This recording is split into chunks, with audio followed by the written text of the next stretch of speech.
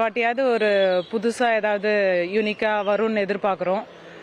New ideas யங்ஸ்டர்ஸ்க்கு நல்லா கொடுத்தா நல்லா இருக்கும். கல்வித்துறையில எல்லாருக்கும் ஃப்ரீ எஜுகேஷன் கொடுத்தா நல்லா இருக்கும். மக்கள் கிட்ட இருக்கிற கஷ்டத்தை புரிஞ்சுட்டு அவங்க அவங்க கஷ்டமா நினைச்சு ஏதாவது நியூவா ஏதாவது பண்ணா நல்லா இருக்கும். என்ன மாதிரியான ஏற்பாடுலாம் பண்ணியிருக்கீங்க? காலையில இருந்து வந்திருக்கீங்க. காலைல இருந்து வந்திருக்காங்க. நல்லா அரேஞ்ச்மெண்ட்ஸ் பண்ணியிருக்காங்க. ஃபீமேல் தனியா மேல் தனியா செப்பரேட்டா நிக்க வச்சிருக்காங்க. முதியோருக்கு கொஞ்சம் முன்னுரிமை கொடுத்து ஃபர்ஸ்ட் ஓட்டு போட நிக்க வச்சிருக்காங்க. அவ்வளவுதான். நன்றி. தேங்க்யூ. இல்லை யார் ஃபர்ஸ்ட் ஓட்டு? சொல்லுங்கண்ணா. யாருமே இல்லை, எல்லாருமே செகண்ட். ஆமாம், எல்லாருக்குமே செகண்ட் ஓட்டு தான் எங்களுக்கு. இல்லை, நல்ல தலைவரை தேர்ந்தெடுத்தா நாடு நல்லா இருக்கும்னு நினைக்கிறோம். அவ்வளோதான். என்ன மாதிரி எது ஃபியூச்சரில் என்ன மாதிரிலாம் செய்யணும்னு நினைக்கிறீங்க வர தலைவர்?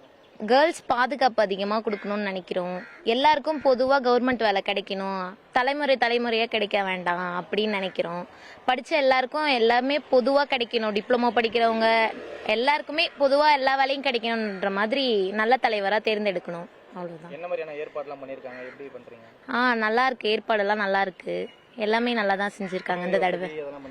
பண்ணியிருக்காங்க. ஃபேனு, குடிநீர் வசதி எல்லாமே இருக்கு.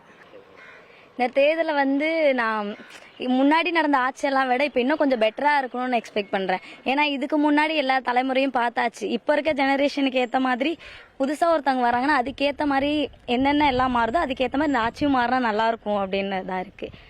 ஏன்னா இதுக்கு முன்னாடி இருந்த ஆட்சியில் ரிப்பீட்டடாக இதை பண்ணுறேன் அதை பண்ணுறேன்னு சொல்லிட்டு தான் இருந்தாங்க.